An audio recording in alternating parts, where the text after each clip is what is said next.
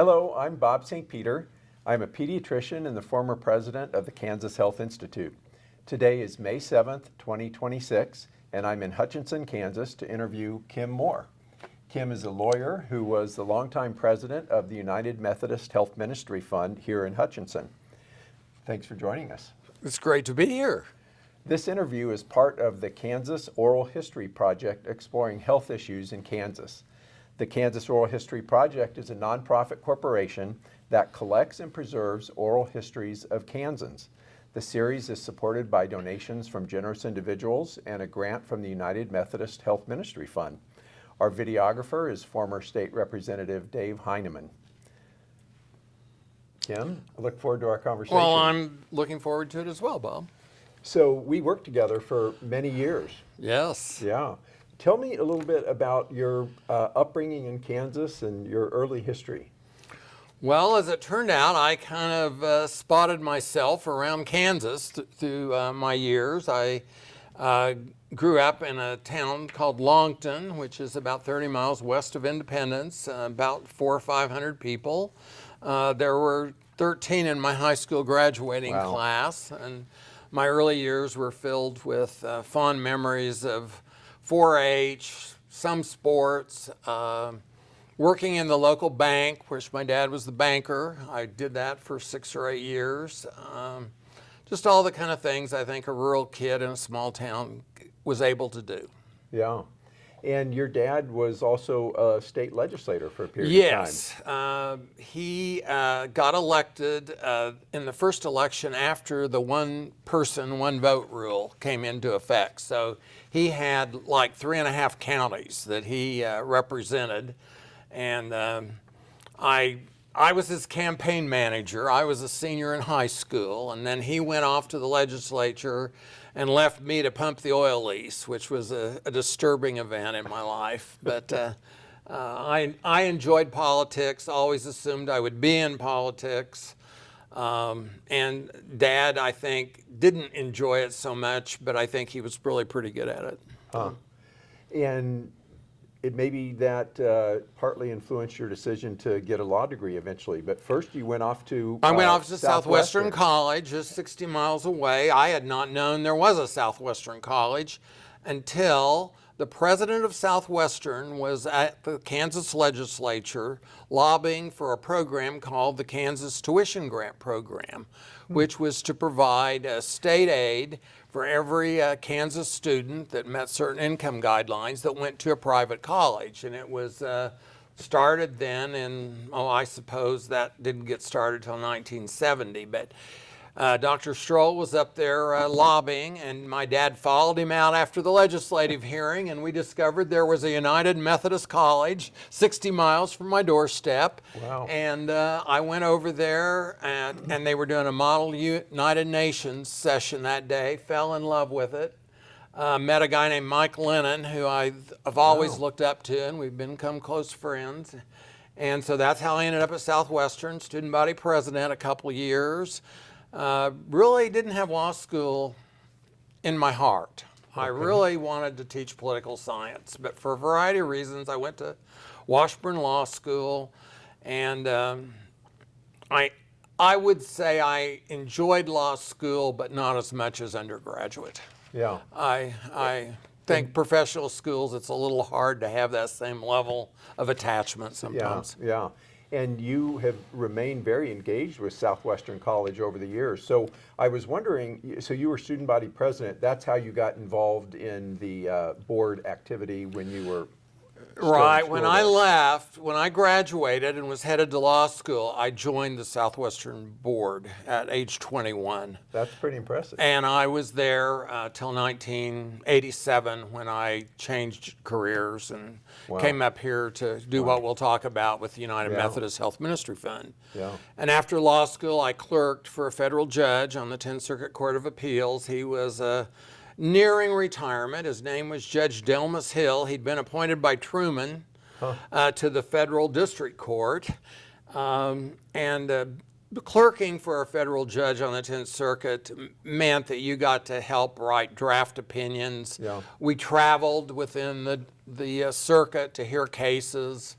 But it was mostly a research work. And when I left there, I joined a law firm in Wichita called Fulston. It was then called Fulston, Siefken, Powers, and Eberhard, and probably had about 30 lawyers at the time. Yeah.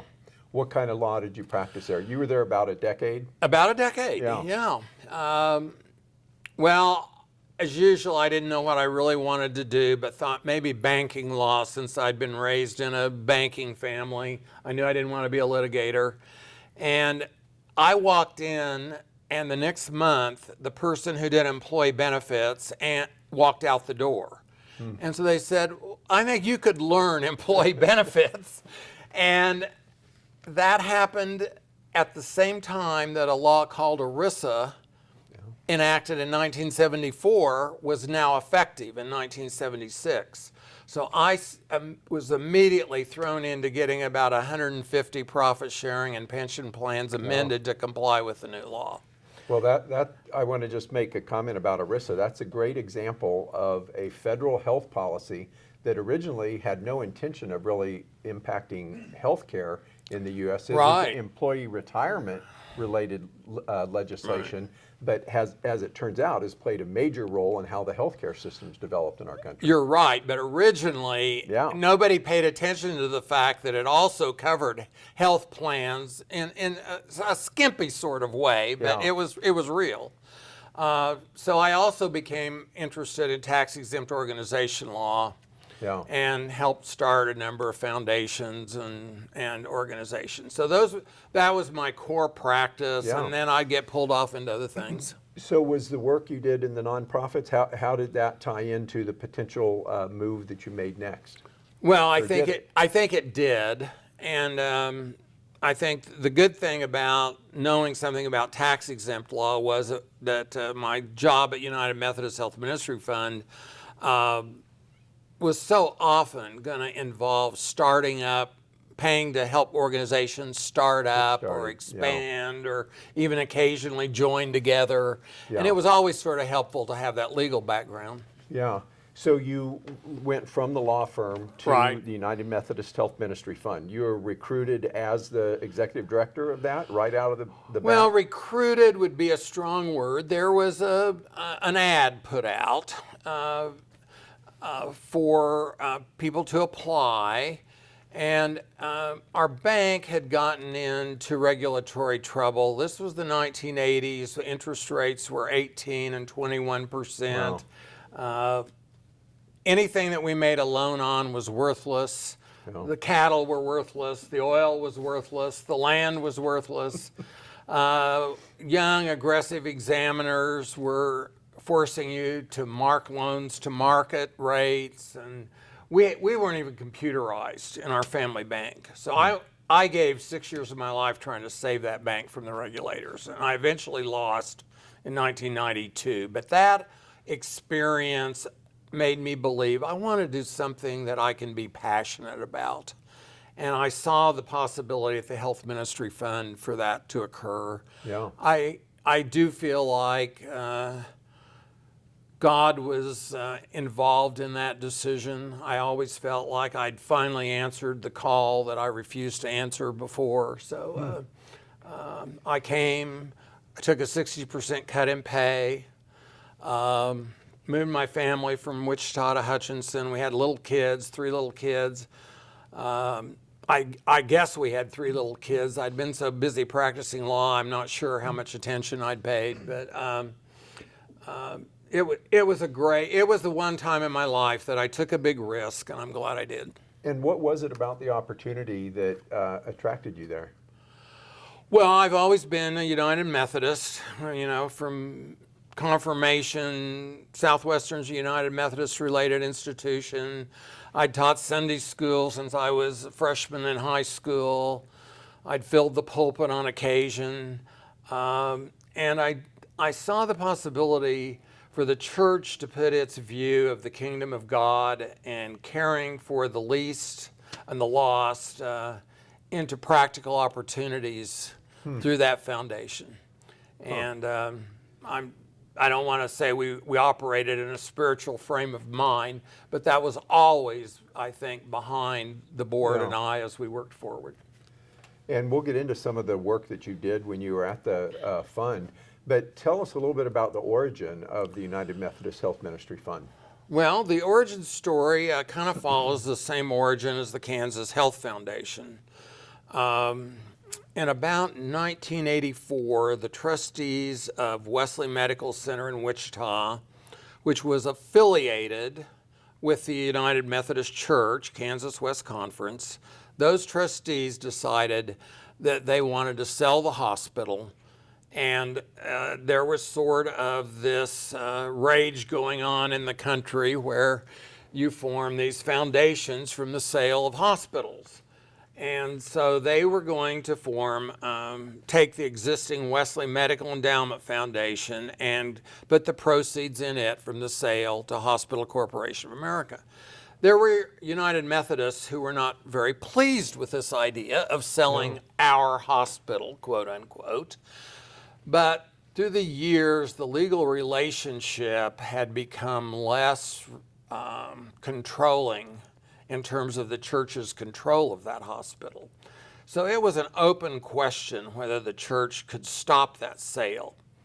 I was first involved in this by a call from a group that wanted me to help them stop the sale of Wesley Hospital. And I went to the meeting, and there was a lot of anger and so forth. But eventually the annual conference met after doing a study, and by about a 3-2 vote approved the sale, subject to $30 million of the proceeds coming to the Kansas West Conference, the United Methodist Church.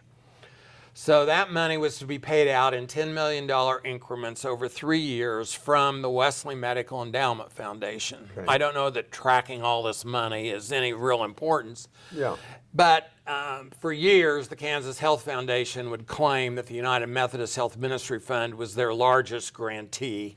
I think probably your organization and the Kansas Leadership Center have well surpassed $30 million. But so we were born as sort of a stepchild out of that whole process. So out of the proceeds of the sale, a larger portion went to the Wesley Foundation, which evolved into the Kansas Health Foundation, and then a subset of that, $30 million, was to the United Methodist Health Ministry Fund. You got it. So what is the relationship between the Methodist Church and the fund? Well, it was set up in a much more controlling sense. All the trustees had to be United Methodist. They all had to come from the Kansas West Conference. Some of this has changed, Bob, since I left 8 years ago. Yeah. But the idea was that we would focus on the western 2/3 of Kansas, which was that jurisdictional boundary for the Kansas West Conference. As we'll talk, that became a stressor because so many things that we wanted to get involved in were with state-level organizations. Yeah. And so we pretty much got away from, we couldn't send money to your organization in Topeka. We pretty much got away from that as long as you were serving the whole state. So. Okay.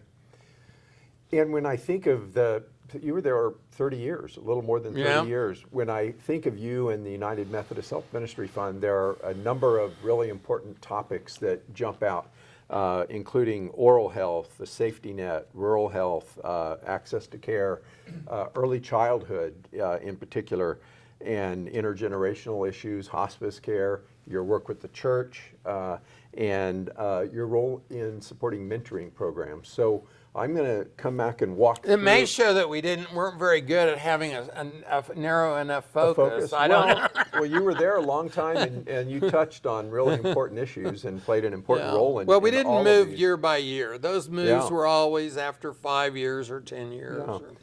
Tell me where the interest and focus on oral health issues came from, and some of the work you did in that area over the time you were there. I think that came from hearing from low-income medical clinics how many people came in with oral health problems and they couldn't deal with them. We occasionally would get calls from people seeking care, imagining that we could actually do something for them. And really got a sense that in terms of the the lower income population of Kansas, there was just a dearth of services, and that prevention modalities were not being widely used. The other thing was, it was a field where nobody was spending any money. So we could take our dollars and have big impact in a field like that. Which is one of the big strategic That's a questions you have strategic to idea address. we always had to think about.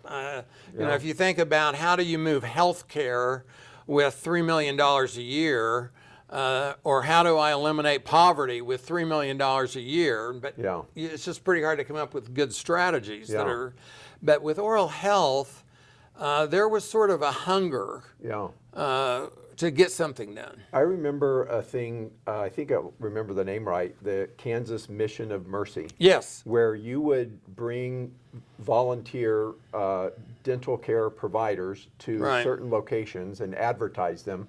And I remember talking with you about, you wanted to understand what impact they were having. And the first one that you had people camping out overnight, bringing family members to get in line to get free or reduced price dental care. Talk about that. Well, I don't, by saying the Health Ministry Fund did it, it was really the Kansas Dental Association and the Dental Charitable Foundation.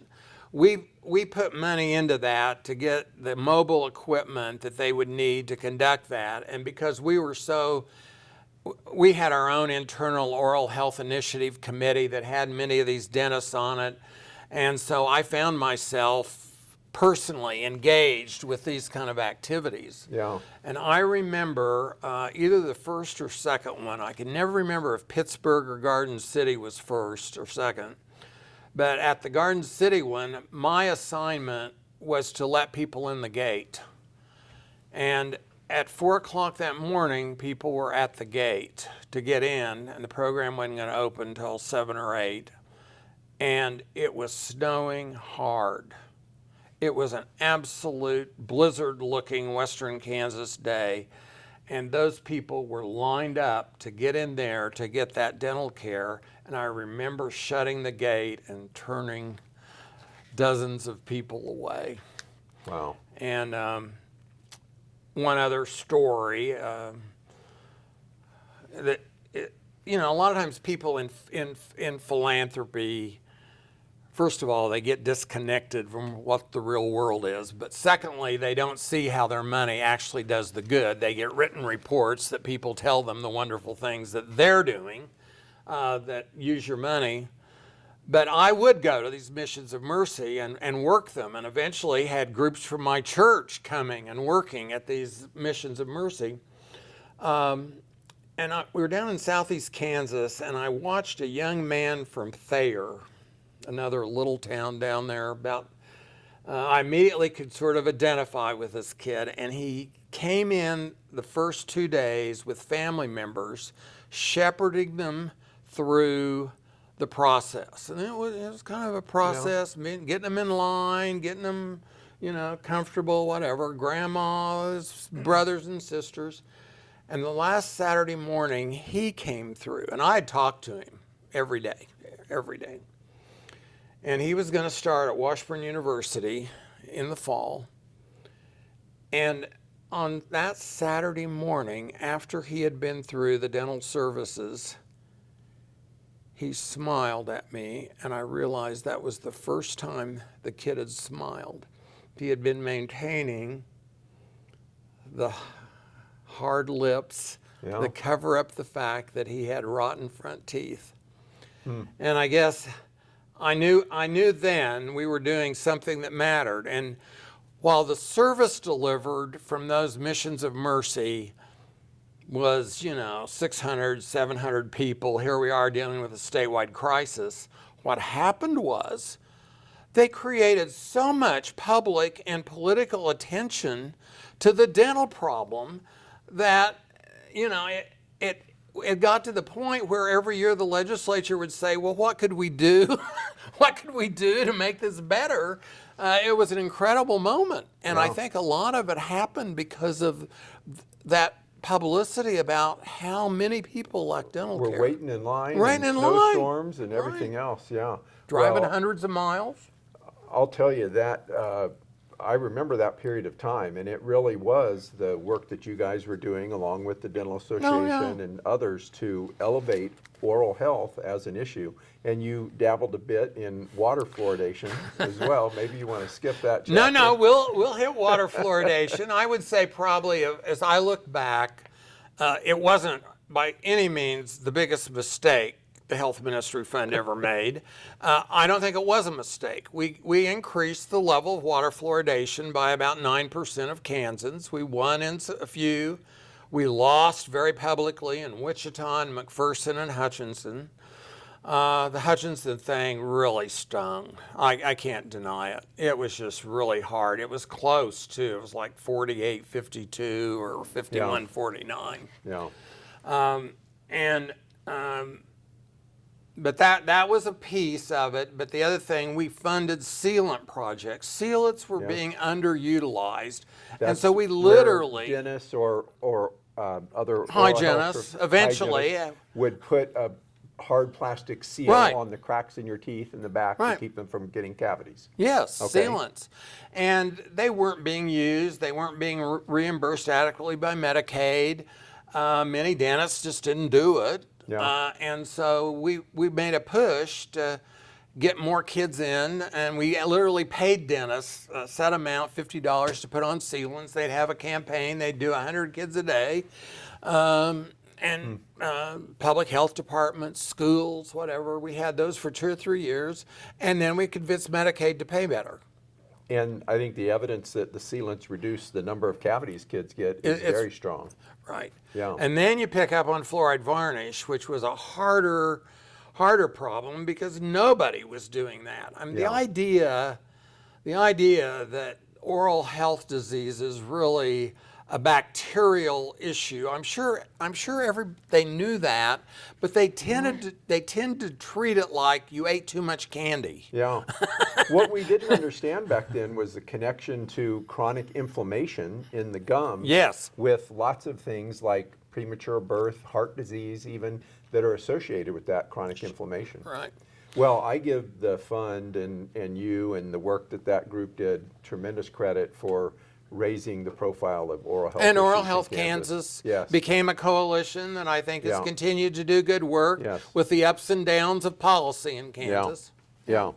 Let's move to another big area that you guys were involved in, and that's supporting what we typically call the safety net system. First of all, tell us a little bit about what is the safety net from your perspective. How do you view the safety net? Well, from my view, the safety net is a group of programs that provide access to healthcare services to people who are unable to afford them or who are otherwise unable to access them. They can be transportation, they're typical clinic. Okay.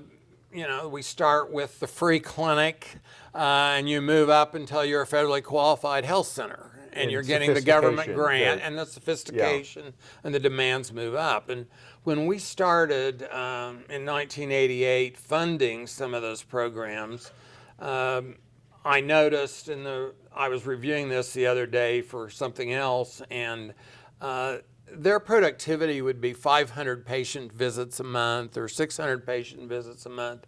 They'd have a volunteer doctor who was there 2 or 3 days a week. They'd have a nurse there 2 or 3 days a week. They had no access to prescriptions. They had referral for specialty care. No dental, no mental health probably. No vision care. Occasionally they'd have that, actually. The Lions would come in and provide that occasionally. But they were very small and financed really just by donations and grants. And one of those programs, United Methodist Health Clinic, that we nurtured for years through all kinds of trouble, is now called Grace Med in Wichita, and is Topeka. They have an office. They have an office in Topeka. I think McPherson maybe also, And, you know, they're producing 130, 150,000 patient visits a year. Mexican American Ministries out in Garden City was a true startup for us. We started it with a $100,000 a year grant, kept doing that for 5 or 6 years. Eventually, we convinced Penny Schwab to move it to a federally qualified health center. It took a lot of convincing, and others. It wasn't just us convincing her. And, you know, now they're producing tens of thousands of visits. You could tell the same story about Krista Postai and Jason Wesco in Southeast Pittsburgh. Kansas, yeah. And I looked, and that network of low-income clinics now has 24 members, and the vast majority of them are federally qualified health centers, based on my quick look. Yeah. Well, another amazing story of you applying leverage and strategically using the funds you have to move an issue forward. Occasionally it worked. Yeah, yeah. Occasionally. Yeah.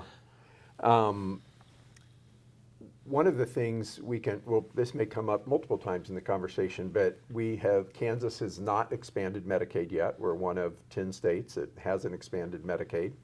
And Are there still 10 that haven't? well, there are a few of those that have other programs. Oh, okay. They're not formally Medicaid expansion, but I thought we were even rarer.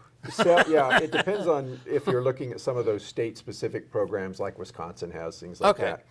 But where was I going with that? Well- the people will argue that you can support the safety net. People don't need insurance coverage. You can build and support the safety net. What do you think of that argument? Well, first of all, Medicaid expansion will help you build the safety net. First of all, they're not some kind of exclusive strategies. I mean, the Medicaid expansion would probably do more for those 24 clinics than any other single group of providers, would be my so guess. many of their patients So many of their would patients qualify are just for beyond Medicaid. the current Medicaid limits in Kansas. The other thing I'd say is, when do we care about people's dignity? I mean, the good thing is, I believe these safety net clinics now, the way they look, the way they're organized, I think people would feel good going in there to get medical care. maybe- Back in the days when we were doing it, these were kind of these were a little bit Shoestring kind of places. shoestring, limited, you know. But I think to be able to take yourself to the provider of your choice because you are a human being instead of because you are rich enough or still lucky enough to have employee health insurance or old matters. Yeah. And a lot of the clinics really focus on trying to be sensitive to community needs Yes. and being providing culturally appropriate care, those sorts of things. I think you're right. I mean, I think they have in many times pioneered this whole patient-centered kind of approach to medicine, have been in those clinics because they have to be effective. Yeah. If they're not aware that the person's going home to a place where they're not going to have good nutrition, if they're not aware that they don't have adequate shelter, what good does it do to treat? Yeah. And so they've had to deal more holistically with health, I think. Yeah. Well, I agree. Those clinics play a critical role in the system, and I like your comment that Medicaid expansion would be a way to support the It safety might net system. help save rural hospitals. Yeah, but the clinics maybe would be more directly I affected. think they'd be more directly affected. Yeah. Many of these safety net clinics, but not all of them, are in rural parts of the state. You guys got very engaged in the issue of rural health in Kansas, and the fund continues to be very involved in that area. Talk a little bit about your... Well, I think the fund has done way better work in that area since I left than when I was there. no cause and effect, right? No cause and effect, maybe. Maybe the time's just more. Sometimes on these things, the time is better. Yeah. You know. Yeah. And with healthcare, we always devolve that down immediately to saving rural hospitals. I think it's a huge mistake we make in trying to figure out the solution to rural healthcare, that it necessitates saving rural hospitals. the truth is most of those rural communities want their hospitals saved. I don't doubt that. But the question is that really the way to deliver effective, accessible health care in most rural areas? We've been hearing for years that we have all these rural hospitals about to close. Well, they haven't in Kansas, really. It's been the next tier of hospitals. It's been the Independence and the Fort Scott, just above critical access, that have seemed to be more at risk to me. I don't know if I could prove that statistically. But let me just explain that. So if you're small enough to be a critical access hospital, then you can get some supplemental financial support. It's called cost-based reimbursement. Right. But the hospitals that are a little bit bigger than that don't qualify, so they've been more financially and challenged. Yet their volumes may be equal or not as challenged as the others.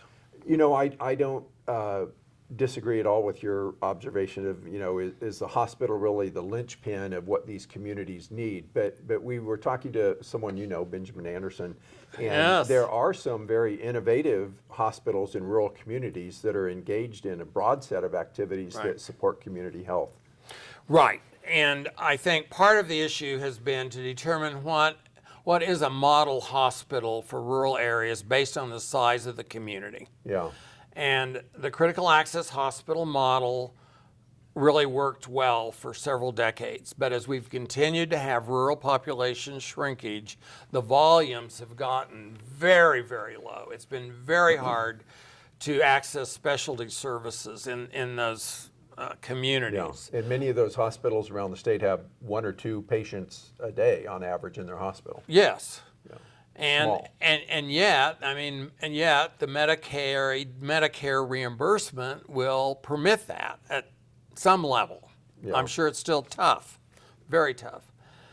So the Health Ministry Fund, we started before I left to try to engage with 7 or 8 Western Kansas hospitals in kind of a learning community to talk about what would I had this theory that if we could somehow develop collaborative structures of rural hospitals, maybe that was the path forward. Federally qualified health centers had to have that collaborative community input model. Right. So my theory was, especially if we could get hospitals that weren't competing with each other to work together on administrative structures, on whatever, governance, whatever, that might be a way to kind of keep that full critical access hospital structure going if we could develop collaborative arrangements or multiple critical access hospitals under one organization, whatever.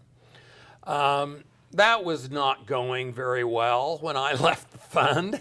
And we were also talking to the Kansas Hospital Association about an even more streamlined model, which would be mostly emergency room, day clinic, maybe pharmacy, certainly great emergency services.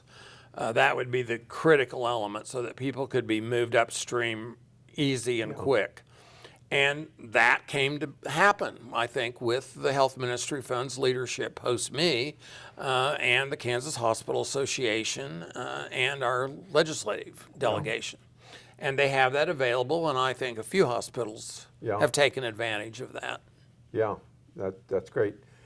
Do you think that, you've talked about the financial strain on many of the hospitals. Where do you think we're headed with rural hospitals? Maybe this rural emergency hospital designation, that you're talking about will catch on, but where are we headed? What are the biggest challenges ahead for rural healthcare providers in our state? Well, having the health professionals in those areas is a huge challenge, certainly. The workforce issues keep coming up. They just keep coming up. Yeah. And I think, a lot has been, there's a sense in Kansas that the rural parts of the state are ignored in Topeka. They've always had this sense. I grew up in one of these areas. I know how this feels. But I will tell you, in all 31 years of the Health Ministry Fund, I don't believe I ever went to a conference, workshop, or planning meeting that half of the time we didn't spend on rural issues. The problem is they are so difficult. Yeah. I mean, when I grew up, Elk County had over 5,000 people. Today, the last time I saw a census report, it was 2,500. I mean, how do you ever catch this? Yeah. I mean, how do you have a structure that is accessible that yet has almost no volume?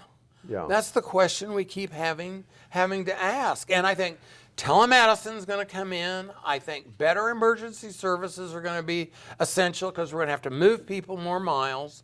Yeah. And probably some of these streamlined versions can help. Yeah. But I haven't answered your question because if I could, I'd still be working. Take another 31 years. Yeah, at least. There is an opportunity that we have right now around the Rural Health Transformation Grant.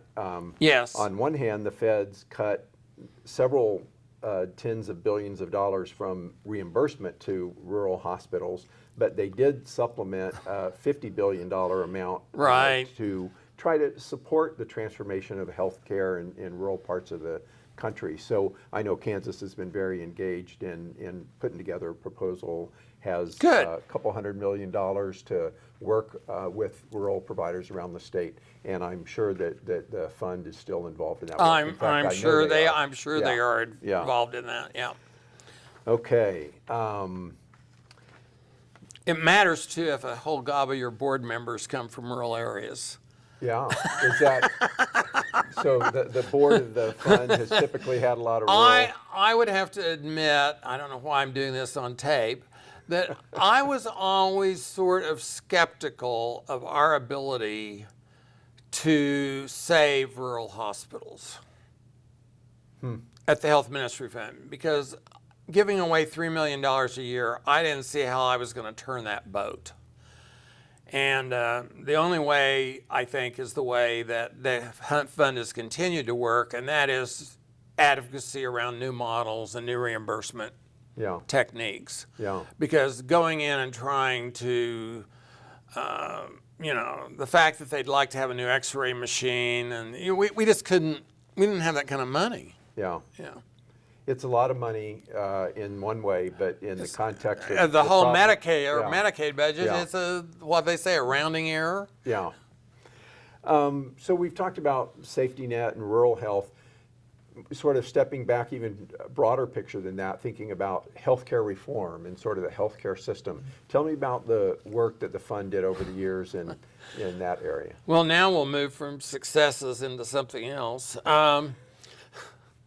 I was looking the other day I had forgotten this. Others in the room may know of something called health insurance purchasing cooperatives that were a passing fad at one time that I grabbed a hold of, and we had a relationship where we formed the Kansas Alliance for Health. They in Great Bend? Is that No, the group? no. That was the finishing touch to our effort. Oh. We formed this, and I'm embarrassed to say I can't remember the name of the person we were working with at the time, organized this group, and we were going to be a purchasing exchange. Yeah. The Wichita Chamber of Commerce adopted it for their plan for small businesses. We only had Wesley Hospital, and I was trying to convince St. Francis to come on board, and this gets a real silly personal story, but I had an appointment with the head sister at St. Francis for Tuesday after Memorial Day in 1999, and we went down to Longton, and my dad dropped over dead that night.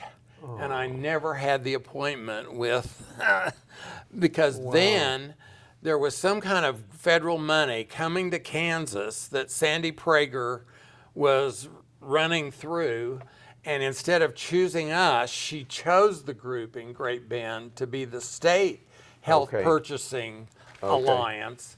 And so our whole effort was then just Okay. impossible. Okay. So that was a negative, and I don't think it was a good long-term strategy. I think you still had the problem of cherry picking and aging, insured base. So that was one that went down in flames. I think other things we were more successful on were where we supported navigation to get people enrolled in the Affordable Care Act. Yeah.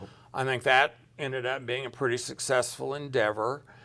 For several years, we were the center of a program called the Caring Program for Children. We actually managed all that money and made grants for it and took grants from other people. And Blue Cross had a program where for $200 a year, they'd insure a child. Wow. And that was very successful. We had thousands of kids enrolled in that program. And then S-CHIP came in, and we didn't need that program. State Children's Health Insurance Right. Program, and we called it Health Wave in Yes, Kansas when yes. it was first Thank implemented. Now CanCare, a part of And I CanCare. think that led into the Kansas Health Policy Authority. Do you think that's right? Or It what was sprung the Kansas Health Policy Authority? well, I couldn't remember. So I have. They stole Andy Allison from you. Well, they did. That's true. But Bob Day was the first director of it. So Governor Sebelius was putting together a health reform set of initiatives, and the Republicans that controlled the legislature, both chambers, wanted to have an alternative to put forward to the governor's agenda, and the Health Policy Authority sort of arose out of that. We can get to that maybe another But that time. was we ended yeah. up being involved in that. We Yeah, paid you $300,000 supported some of the work. for a big SHRAM study that came back about how you'd use all the existing federal tools and insure more Kansans. You remember this? Oh, I remember you had Then a couple you can- rounds of, okay. He was an actuary who came and Right. helped sort of model how these. I think we did it in coordination with you guys. I mean, I don't think Yeah. you didn't do that part of the study. Talk about the successes when you bring us in. Well, I'll have to think about that. Okay. You talked a little bit about kids. You brought that up a couple times. One of the really important things, being a pediatrician, that I remember the work that you guys did was around early childhood, and not just medical services, but social and behavioral health. Talk a little bit about that whole set of activities that you were involved in. Well, again, I would say that we did some degree of research and determined that, frankly, very young children were not getting very good mental health in the broadest sense, emotional support, young mothers, everything from, maternal depression, avoidance and Yeah. prevention and care to And the young children. kids, Young kids. young kids don't stay in their pajamas in bed all day and not go to work, right? Right. They exhibit depression and stress and anxiety in very different ways that Right. are hard to recognize sometimes. Well, and in some cases, the families are having trauma that isn't, I mean, they do have functional families, but there's still a lot of trauma in the household. And unless Yeah. you're having some kind of assistance with those children, they're going to internalize that trauma for the rest of their lives. Yeah. And we just felt like the mental health group in Kansas was not serving that population very well. So if I remember right, the focus was to help healthcare professionals and others be able to recognize and diagnose these signs of Maternal stre- depression, make referrals, don't have on your staff at a mental health center somebody who's comfortable working with infants. We found a treatment approach called ABC, which dealt with really bonding between parents and child. That was like a 10-session thing that seemed like it was very effective, and we pushed getting people trained in how to do that technique. Yeah. We ended up having to do that through standalone programs, which was not the way I wanted to do it. I wanted to incorporate it into baskets of other services. I think were you working with the Academy of Family Physicians Yes, and yeah, pediatricians we had them. on those initiatives? Yeah, I remember. and we always found the pediatricians easy to work with. And then I guess what ended up becoming, I think, the best outcome out of the whole program is we started doing research on breastfeeding and discovered that it was almost like some of the stuff in oral health. If we just do it, that there are lifetime health benefits. But lots of cultural reasons that breastfeeding was not being done by many, many mothers, particularly in the African American community. Breastfeeding rates were very low. And so we started this program with our friends at Kansas Hospital Association to develop breastfeeding friendly hospitals. So you got involved in work around breastfeeding.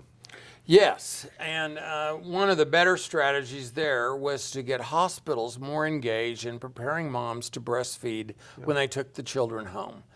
And there was a kind of a national effort to have certain things in position in hospitals that were known to help do that. And so we took a group of 20 Kansas hospital nurses over to Cameron, Missouri, where they had already developed that kind of a program. We took them on a bus and had a 2-day trip out of this to see how they did it, and brought them home. And then we started saying, here are the criteria, and we will certify you as a breast-friendly hospital if you'll meet these criteria. And the program just took off. Suddenly we were managing a program instead of just giving away money. Well, I can tell you from personal experience, my wife is a professional woman, I'm a pediatrician. We struggled getting our firstborn daughter to figure that out. You think it's just something that is going to naturally happen. Well, it takes some work. So it does. And so eventually we encouraged the development of local breastfeeding coalitions who would undertake projects to have more employer-friendly work, or more breast-friendly workplaces, who would help young mothers be aware of the benefits of breastfeeding. I mean, the formula industry is pretty good at pushing their product. And so there were a lot of, but I think that has really been a success. Let me go back to something you talked about around the stress and the trauma in families. There's a term that people throw around now called adverse childhood experiences, or ACEs. ACEs. I know that's something that has informed a lot of the work that you guys have done, but what have we learned about ACEs, and how has that been something that you guys have addressed in your grant making? Well, I think we've learned that it's not touchy-feely. It is real stuff. And it has real consequences. And part of the problem is we have to have healthcare professionals, again, look beyond their normal toolbox to try to address this broader problem. And this treatment modality called ABC that we found in Connecticut, it was very good at that, because bonding is critical to minimizing the effects of poverty and other kinds of trauma in a household if you have good parent-child bonding. And so that was probably our primary way to go after ACEs. I know we sat in the same conferences many times as the science around understanding how those chronic stress situations actually affect the laying down of neurons in young children's brains. And there are periods of time early in their life where once those pathways have been established, it's impossible to change them. And it, again, exhibits itself through poor emotional regulation and social interaction and aggressive behavior as kids begin to grow. So and then we're gonna fall into discussing holistic health if we're not careful, Bob, which I know is just kind of an old term now that people kind of turn up their nose at. But I still believe that you deal with the whole individual always, and that there are spiritual components as well as emotional and physical and social. And I think the fund was always good at understanding that. I think we often got off on single kinds of modalities, treatments that didn't do it. Well, that includes oral health and mental health and vision care and things like that, sort of not being considered sort of mainstream medical care, so to speak. Yeah, I mean, Let me ask also about childcare, which is a really important issue for families who have young working parents and want to know their kids are in a safe place where they're going to learn some skills. But you did some work in the childcare area. yeah, I guess I just open that up by saying that as I have looked back over some of the documents, some of these things that happened inside the Health Ministry Fund, there were a lot of difficult decisions made to get there. For instance, is childcare health? Why are we funding babysitting? I mean, please understand that's not how I view childcare. Yeah, but that's the conversation at a board level. That's a conversation at a board level that you have. And of course, again, it went back to what you just so well articulated around the development of the brain. I mean, we were learning that all these early experiences are critical to long-term human capacity and health. Yeah. And so, and then frankly, the economic issues of childcare. Yeah. I mean, again, so often it was low-income people who were having to have substandard childcare. Yeah. We made, I assume, some low hundred number of quality improvement grants for childcare. That was sort of our entry point into this whole. Some standards for quality let's and all that. If they don't have any playground, then we'd buy a playground. It was sort of that kind of approach. We repossessed a playground once from a failed child care center. That was interesting, but. The idea, so many of these child care centers are just hand-to-mouth operations. Yeah. I'm talking centers now. We were also making these grants to individual providers, which was a little bit trickier legally. But, we would not accept a hospital physical conditions the way we accept physical conditions for environments where we put our youngest children. I mean, it is amazing how, as a culture, we've just said, well, it's a low-paid career, it's a low-paid operation, and the way it is. So we were trying to help people understand that they needed to have standards, and in some cases, it was a little money could help them get to those standards. Yeah, and there's a lot of emphasis on self-sufficiency of families, and if both parents are having to work and you have young kids, a lot of emphasis on having children and supporting children, and you have that conundrum. Well, and I know this year the legislature, I think, formally enacted an Office of Early Childhood that combines several. Again, I hope the goodness of the idea gets translated into the practical reality. Yeah. Because for years I've wanted to have the home visiting programs of Kansas under some kind of single umbrella. I've just felt like, why do we have a home visitation program that's for abused and neglected children? We have a home visitation program to help meet educational standards. We have a home visitation program to help pregnant and delivered moms. Why don't we just have a home visiting program? Yeah. I can never understand that. Another intervention that's been shown to be very cost effective. Very cost effective. Yeah. Yeah. So all of this work that you did through the fund, I know that you also got involved and became chair of the Kansas Children's Cabinet. Right. Tell me, what in the heck is the Kansas Children's Cabinet, and what does it do? Well, that's a good question. Some legislators wisely set up the tobacco money coming to Kansas to benefit children. I know that was a controversial thing versus giving all the money to tobacco prevention just for kids. Yeah. But we set it up for kids. It was set up to be, I believe, an endowed organization where they would save money and build up a permanent endowment that would sustain it once the 20 or 25 years of the tobacco funding ended. I think that money got raided repeatedly, and it was tens of millions of dollars. tens of It millions wasn't of dollars. small- No, it small was peanuts. yes, Yeah. yes.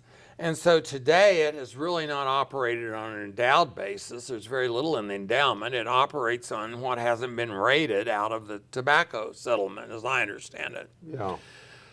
So this happened after I retired from the health ministry fund. As we're talking, I've been retired 8 years,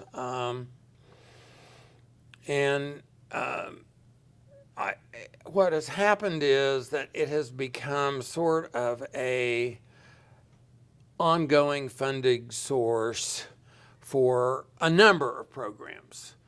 When you set up something to be a funding source, you have to make critical decisions about, are we going to be an ongoing funder for a very few things? Are we going to be a funder that is going to preserve most of our capital to address something new that comes up and never be the long-term funder of very much? And the decision had been made a long time before I got there that we had these programs that are absolutely 90% dependent on us to stay open, that are doing very good work. And so I think it's less a laboratory than the legislature really intended. I think they thought they were going to fund cutting edge programs that changed over time, and was the point at which there were consolidated efforts, and especially making all these multiple funding streams seamless. We left out one thing that I'll just mention, and it was called the Corporation for Change.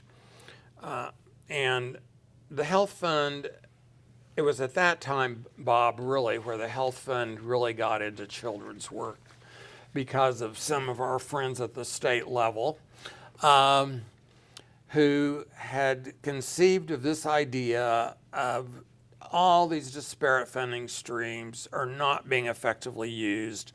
Let's work at pulling those funding streams together, and let's give local communities more power and initiative to spend what is really a large pot of money. Yeah. And so divided into all these different silos funding, and programmatic. Children with disabilities, abused and neglected children, the school lunch program, on and on and on. There's all these funding streams.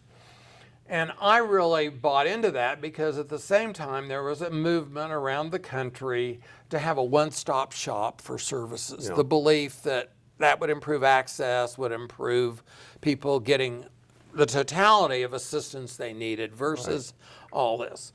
So it fit the moment. And so we became the staff for the Reno County Planning Council for Children and Families.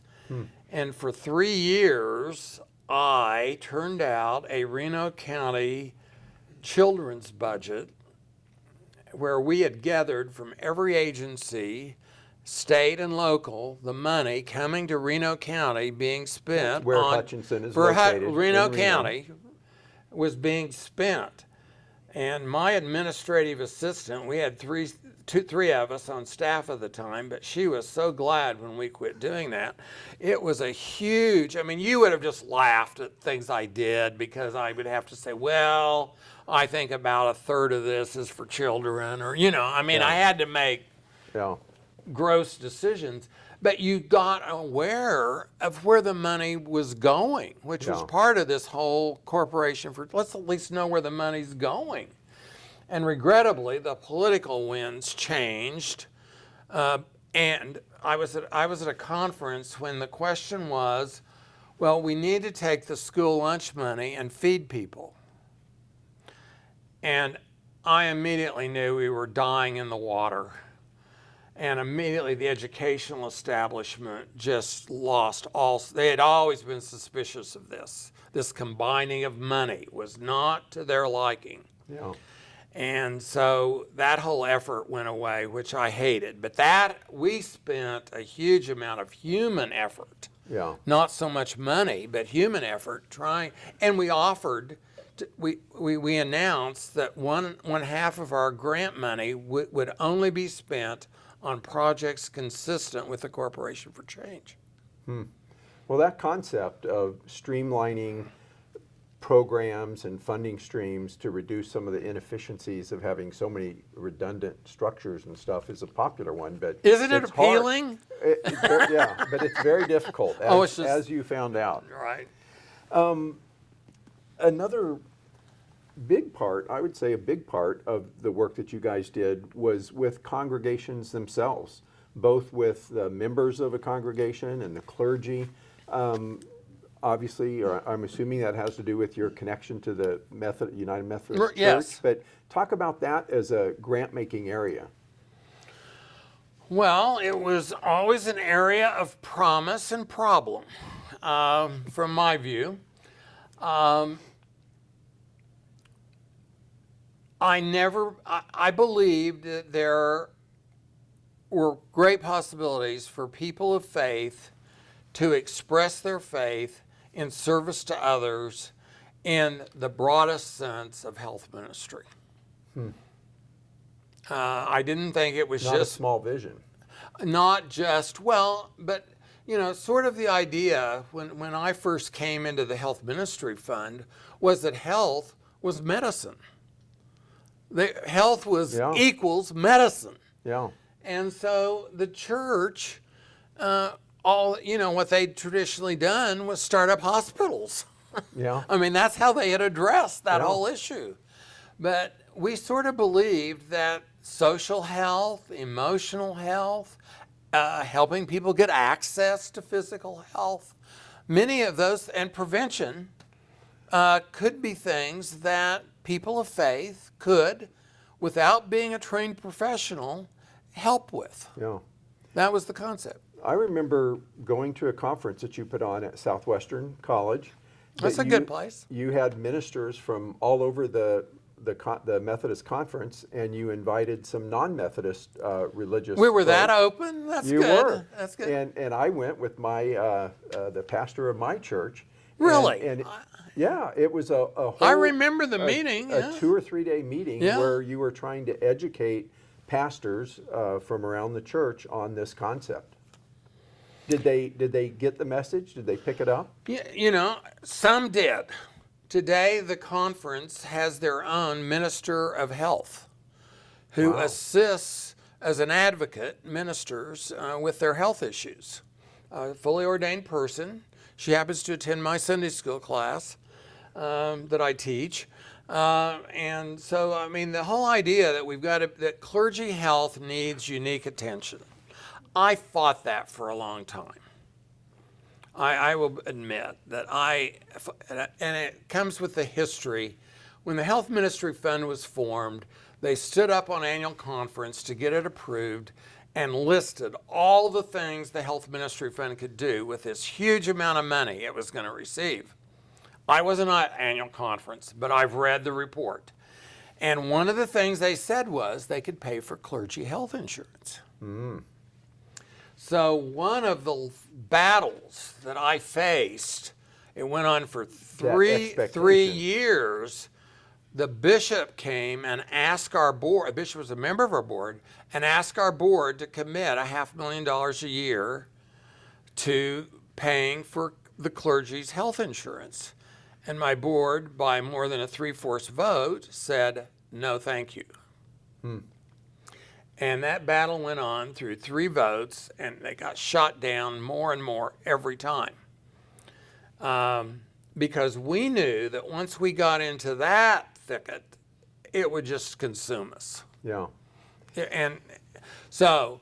But you saw But the idea of clergy wellness then, I had this defense mechanism for treating clergy as a special group that I always had to overcome. But eventually you saw that I did overcome it. Yeah. We had special programs for clergy. And then we moved into what we called the Healthy Congregations phase, where we encourage local churches to develop health teams and undertake primarily prevention-related activities. supporting healthy exercise, the health of members of the congregation or the community, whatever okay. they wanted to do. And at the same time, the idea of so-called parish nurses became popular. Yeah. We sponsored the first conference for parish nurses in Kansas. There was a period, I looked up, AI tells me there might be 130 of them now, but there's no Wow. real record. It's not a specialty where they're Yeah. registered anywhere. But those are very hard to sustain as paid positions by local churches. Yeah. But the idea of a health team, a health ministry fund, I think has 85 churches now that have those health teams. And they provide them special grants for various activities like developing community gardens, undertaking summer feeding programs, various things. And you know, they're kind of one of those things where there's a spirit in a church and a spark because of 2 or 3 people, and that may last 5 years, and then it goes away. Yeah. But they've been pretty successful. Great. Did you say something about hospice? I know you guys were very engaged in hospice efforts too. Okay, well, thank you for letting me tell the mythic story. I call it the mythic story of the Health Ministry Fund. When you think about a foundation, most people only know the fully formed foundation.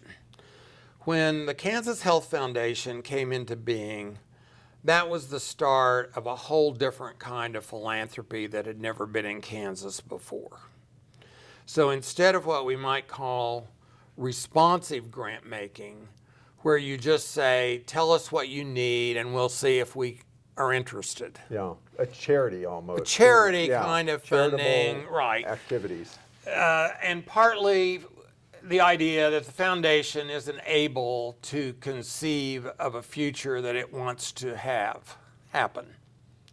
It's going to let somebody else decide what that future is.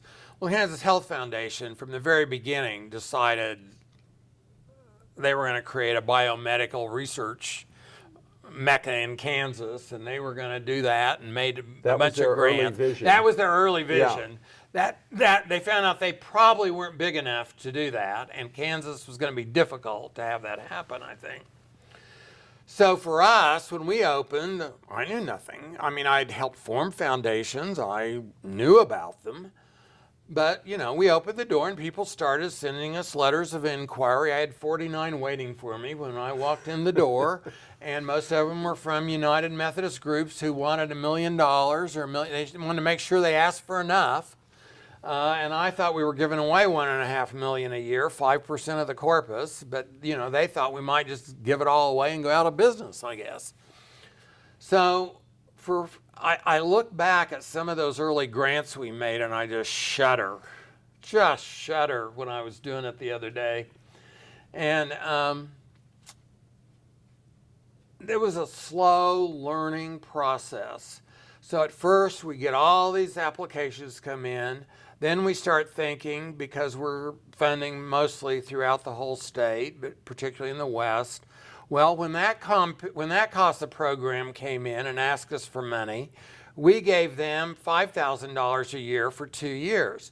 Now this CASA program from another town where another trustee lives is asking for money for $20,000 a year for 3 years. CASA is court-appointed special advocate that work with children in the foster care system. Okay. So early on, we agreed to fund something like that as health. That was our first grant. Huh. But the problem was we'd get these requests that were kind of similar, but how do you treat them? Yeah. And if you fund one CASA program in Kansas, how am I going to turn down 5 others? And before I know it, I'm a CASA funder. I didn't mean to be, particularly.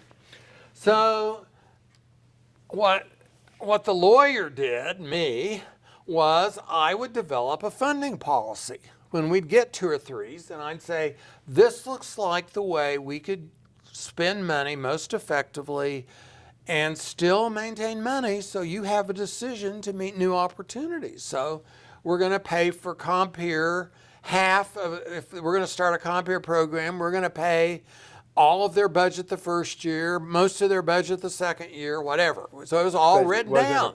Everybody got treated the same. There was consistency, was very, I think that is the hobgoblin of little minds, but consistency was very important to me, and I think to the trustees.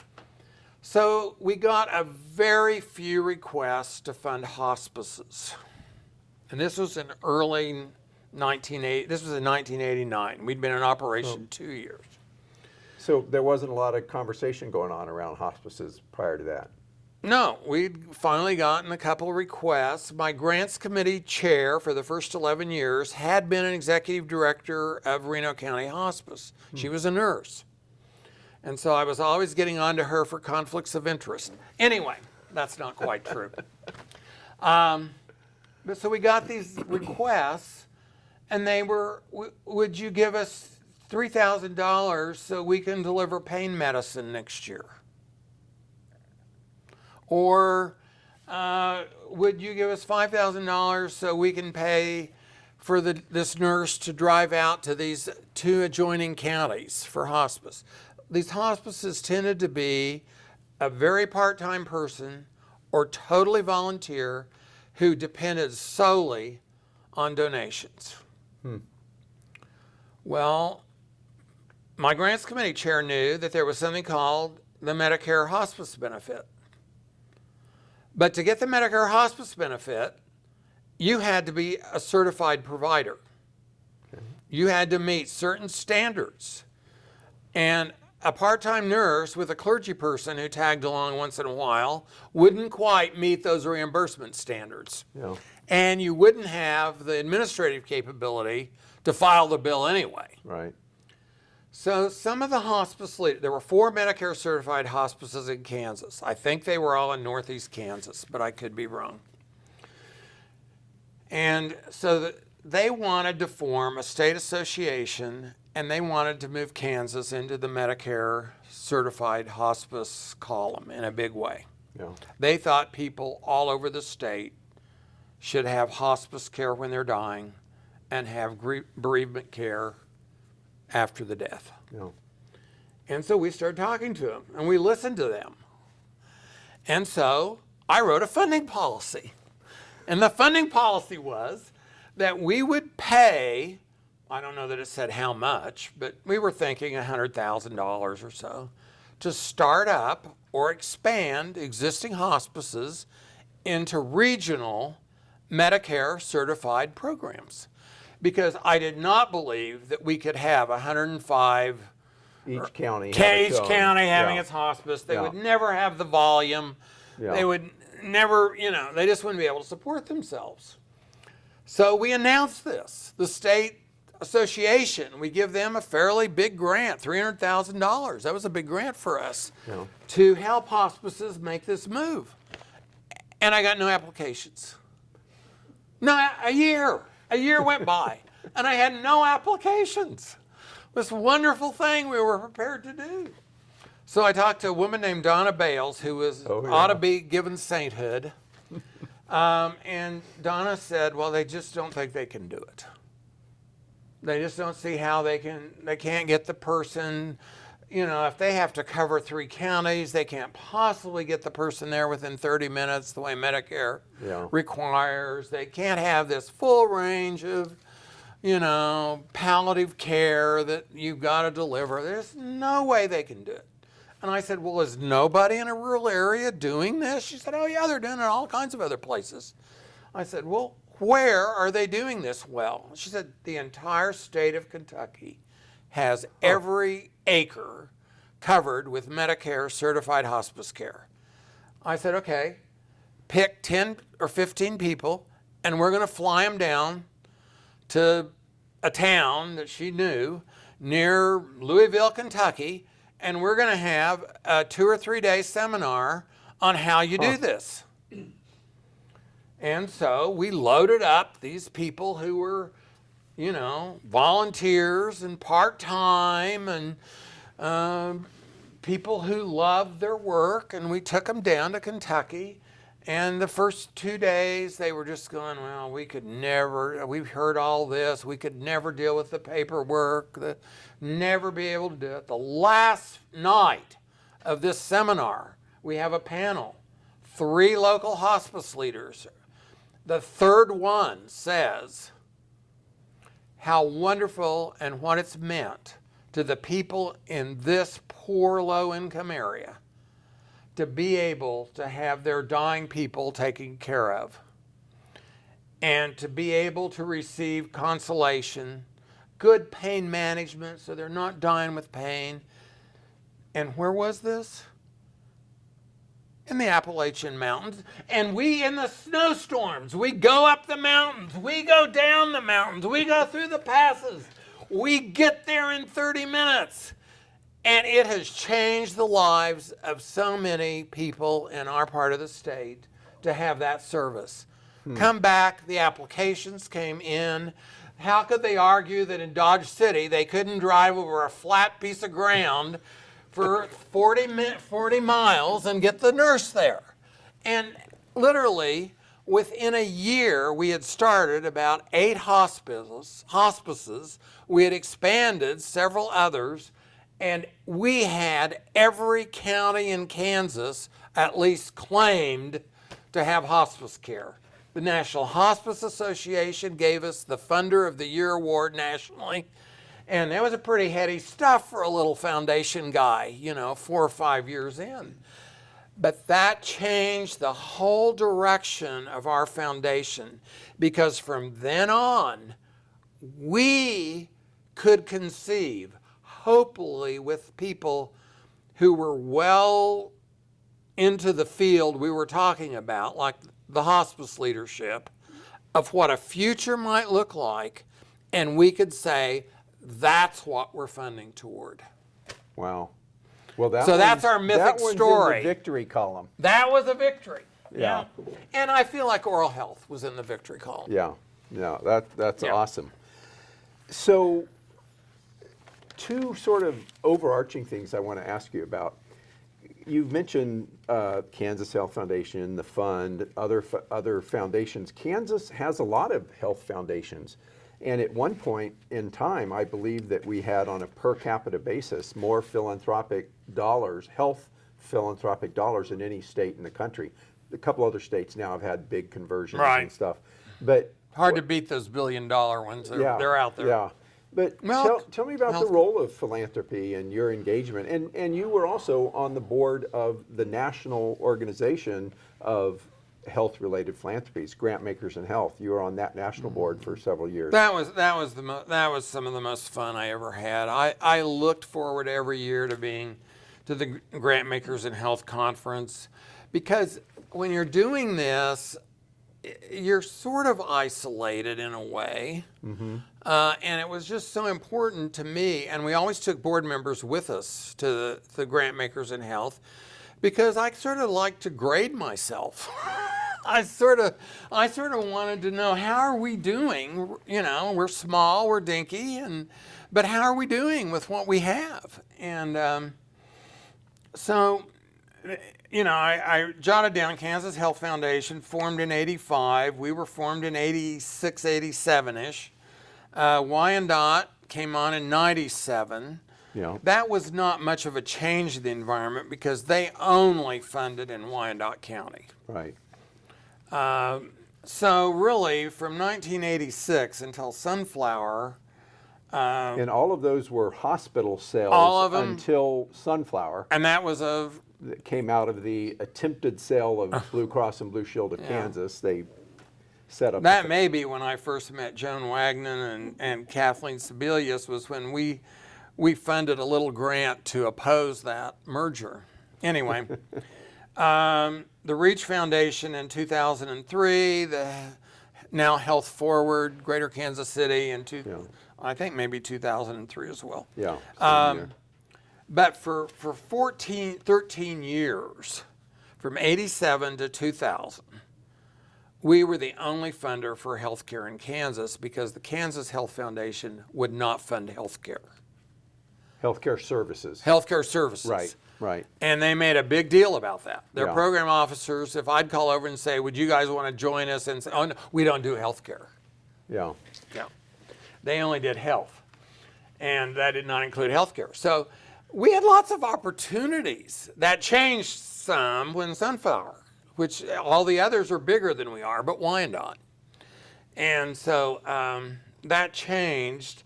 But what happened was the leaders of all these foundations, a little bit less on Greater Kansas City, because they fund in 4 counties in Kansas, but they're housed in Kansas City. Focused on the Missouri side But more. we formed kind of a group, and we got together every quarter to talk about big issues, things we wanted to do together. Yeah. And we developed really great relationships that, and I would say now, I would say that all 6 of those health foundations operate more strategically than responsively. Although there is a real move in health philanthropy to not do that. To be more responsive to the quick request for money to Yes. support versus a long-term strategic investment. Yes. Okay. Don't substitute your judgment for the people doing the work. Yeah. But when I think of the work that you did over the years with the safety net, building up the safety net, building up the hospice system, Right. raising awareness of early childhood issues and behavioral, I mean, those are longer-term strategic activities. It'd be hard to do that in a purely responsive manner. Yeah, I've often said it's not easy to figure out what you should fund, but the hardest thing inside the foundation is saying no.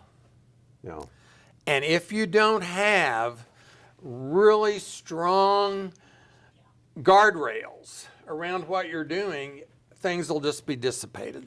Yeah. I want to close by sort of a big question, big picture question. Okay? You and I both overlapped a long time of our careers in Kansas. And during that time, if we talk about state health rankings, I'm sure you're very familiar with the America's Health Rankings that looks at how states compare to each other. And at a high point back in 1991, Kansas ranked as the 8th healthiest state in the Really? country. I didn't remember that. Yeah. And in Wasn't that the Kansas Health Foundation's goal that we be the they number 1 ranking, or was that? they've adopted something similar now, but from a high of of number 8 in 1991, we fell down to as low as 33rd, and now we're back up a little bit, about 27th or so. But we've had a larger decline than any other state in the country in terms of our relative health ranking. Again, our absolute. In spite of having all these philanthropic resources. Well, and yeah. So, but what do you think is behind that trend? And again, it's not that Kansans are less healthy than other states. It's that we haven't been gaining as much as quickly as other states. They're making bigger gains quicker than we are in some of the things that are measured typically. But how do you think on that? Well, I think I'm not a libertarian. I believe that those kind of things are in part because government is no longer playing the role government needs to play to secure health and economic progress for its citizens. And you can't have a backing away from public health measures that are proven scientifically.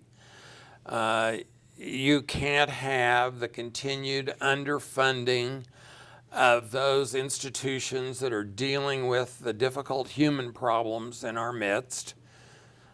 You can't have an up by your bootstraps philosophy if you want to have a healthy, prosperous citizenry. I don't know why we are so averse in Kansas to investing in our people. I just find it amazing. We will invest in any kind of business scheme that comes along. We will invest in any kind of moral guidance that we think the public needs, but we're not willing to invest dollars back into our citizens, our children, our youth, our people with handicapping conditions. Everything is done sort of begrudgingly and with more worry about abuse than success. And I think that whole attitude affects these things, Bob, because I think Yeah. it's versus what could government do. The question is, what can government stop doing constantly? And I am no socialist. I am no politically correct liberal, but I do believe that progress in Kansas has always come from the center, and it's always been solid. And I think it's just we've strayed away from that at our heart. And I hear in your comments a view of health in this very broad way that we've been talking about it. You're not talking about necessarily.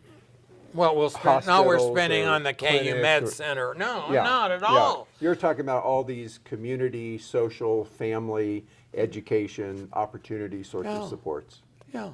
Yeah. I mean, we get these reports on the happiness scale of Yeah. people, and and in many of those countries, the tax rate is higher than ours. Yeah. But we're fixated on the tax rate Yeah. constantly. And yet, I mean, it is always a public-private partnership that secures it. And the private sector many times cannot go to scale with what needs to be done. It takes public resources, government leadership to make that happen. Yeah. Well, I think that's a very sober assessment of things. I don't know if I want to end on that note there. Is there anything we haven't talked about that you'd like to bring No, up? I would just say, whoever might ever listen to this, I don't know who you may be, but throughout 90% of my career, I was always pleased to say I'm from Kansas. People have a stereotype about Kansas. I found when I was at Grantmakers in Health participating on panels that This I national group. national group, I could keep up with the conversation. I found that in many times we were doing pretty good. When the oral health funders would get together and hear the kind of progress we were making, I usually felt pretty good. What was our Medicaid system covering? How are we taking care of children? And, we've had all kinds of problems in early childhood or children-related services, but they've all been because we're working in a very difficult area, as far as I'm concerned. So anyway, I guess I always felt like Kansas, unbeknown to the rest of the world, was a pretty good place to be, and that we had this sense of true humanity and progress. And then, things started changing politically, and we saw these kind of things you're talking about with how we ranked against other. I no longer thought we were going to catch Minnesota. Mm-hmm. There were always a few places that you knew, but I think there's still hope, because I think the Kansas that we know is still alive and well, and that things will turn from this moment, and we're going to find that deep down those values that have always been important to us are going to be there and succeed. Yeah. So I'll be happy. I'm trying to end on a happy note. Okay, well, we'll end there, but thank you, Kim, Oh, for it's been the a time pleasure. you spent today and all that you've done for our state over the years. So It's thank you been very a pleasure. much. Thanks.